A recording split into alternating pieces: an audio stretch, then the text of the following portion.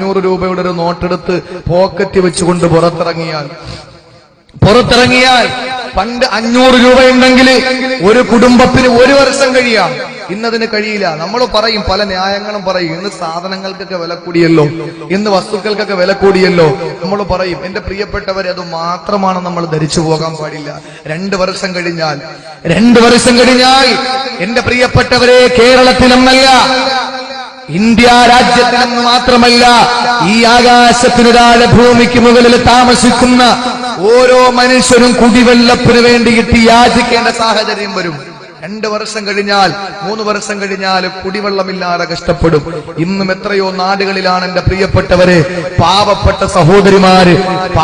സഹോദരിമാര് മുനിസിപ്പാലിറ്റിയുടെയും നഗരസഭയുടെയും പഞ്ചായത്തിന്റെയും വണ്ടി വരുമ്പോൾ അതിന്റെ കലങ്ങിയ വെള്ളം, അതായത് കുടിക്കാൻ പോലും കൊള്ളാൻ കഴിയാത്ത വെള്ളം, അത് വാങ്ങാൻ വേണ്ടിയിട്ട് മണിക്കൂറുകളോളം ക്യൂ നിൽക്കുന്ന സാഹചര്യമാണ്.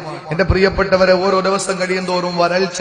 ഇന്ന് ലോകം ഏറ്റവും കൂടുതൽ ഭീതിയുടെ മുൾമുനയിൽ നിർത്തപ്പെടുന്നത് വരൾച്ചയാണ്. അതിൽ റസൂലുള്ളാഹിയിൽ മാതൃകയുണ്ട്. അത് പറയാൻ നമുക്ക് സമയമില്ല. ഏതായിരുന്നാലും അള്ളാഹു ജീവിതത്തിൽ നിന്ന് ബറക്കത്തെടുത്ത് കളഞ്ഞിരിക്കുകയാണ്. നമ്മുടെ ജീവിതത്തിന്റെ സമ്പാദ്യത്തിൽ നിന്ന് അള്ളാഹു ബറക്കത്തെടുത്ത് കളഞ്ഞിരിക്കുകയാ. ഞാൻ വിശാലമായി പറയുന്നില്ല. അതുകൊണ്ട് എന്റെ സഹോദരങ്ങളെ, അല്ലാഹുവിന്റെ റസൂലിന്റെ ജീവിതത്തില് എന്ത് ദുനിയാവിന്റെ പ്രയാസം വന്നിരുന്നാല്, എന്ത് പ്രയാസം വന്നാല്, എന്തെല്ലാ ദുഃഖങ്ങൾ വന്നാല്, ശാരീരികമാകട്ടെ, മാനസികമാകട്ടെ, സാമ്പത്തികമാകട്ടെ, ഏത് പ്രയാസം വന്നാലോ അല്ലാഹുവിന്റെ റസൂൽ ചെയ്യുന്നതെന്തെന്നറിയോ? ഹുദൈഫത്തുൽ യമാൻ റളിയല്ലാഹു അൻഹു പറയുകയാണ്, കാന ഇദാ ഹസബഹു അംറുൻ ഫസഇല അല്ലാഹുവിന്റെ റസൂലിന് എന്തെല്ലാം ദുനിയാവിന്റെ പ്രയാസങ്ങള്, എന്തെങ്കിലും സാമ്പത്തികമായ പരാധീനതകൾ വന്നു കഴിഞ്ഞാൽ അല്ലാഹുവിന്റെ റസൂല് പെട്ടെന്ന് തന്നെ നിസ്കരിക്കുമായിരുന്നു. അതുകൊണ്ടല്ലേ പരിശുദ്ധ ഖുർആൻ പറഞ്ഞത്, ഇസ്തഈനൂ ബിസ്സബ്രി വസ്സലാഹ്. എന്ത് പ്രയാസം വന്നാലും എന്റെ പെങ്ങളെ, നീ എന്താണ് ചെയ്യേണ്ടത്?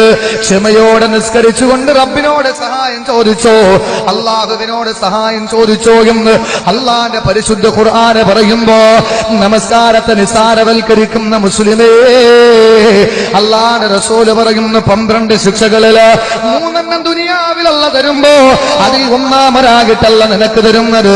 ദുനിയാവിലെ നിന്റെ സമ്പാദ്യത്തിൽ നിന്ന് അല്ലാഹു ബറക്കത്തെടുത്ത് കളയുന്നരാ, കച്ചവടത്തിൽ നിന്ന് അല്ലാഹു ബറക്കത്തെടുത്ത് കളയുന്നരാ. 1-ാമത്തതെങ്കിൽ എന്റെ പ്രിയപ്പെട്ടവരെ, ചുരുക്കി ഞാനെന്ന് പറയട്ടെ, 2-ാമത്തെ ശിക്ഷ ഏതെന്നറിയോ? 2-ാമതായി അല്ലാഹു ദുനിയാവില് എന്റെയും നിങ്ങളുടെ ഈ കൺമുമ്പിൽ അല്ലാഹു തരുന്ന ശിക്ഷ ഏതെന്നറിയോ? യൻസിഉ മിൻഹു നൂറു സ്വാലിഹീൻ. എന്റെയും നിങ്ങളുടെയും മുഖത്ത്, നിസ്കാരമുള്ള ഒരു വിശ്വാസിയുടെ മുഖരാവിലേക്ക് നോക്കിയാ ഈമാനിന്റെ പ്രഭയില്ലേ അവന്റെ മുഖത്ത് അല്ലാഹു നൽകിയിരിക്കുന്നതായ ഒരു പ്രത്യേകതയാണ്. 5 നേരം നിസ്കരിക്കുന്നവന്റെ മുഖത്ത് നോക്കിയാൽ ഈമാനിന്റെ വെട്ടയുണ്ടാകും. എന്റെ പ്രിയപ്പെട്ടവരെ, ഫെയർ ആൻഡ് ലവ്ലി തേച്ചാൽ കിട്ടൂല. അതുപോലെ ദാടി ഉണ്ടെന്ന് പറഞ്ഞിട്ട് കാര്യമില്ല, ഈമാനിന്റെ വെട്ടമല്ല. തലയിൽ കെട്ടുണ്ടെന്ന് പറഞ്ഞിട്ട് ഈമാനിന്റെ വെട്ടമല്ല. ഇതൊന്നും ഉണ്ടായിട്ട് ഈമാനിന്റെ പ്രകാശമാണെന്ന് പറയാൻ പറ്റൂല.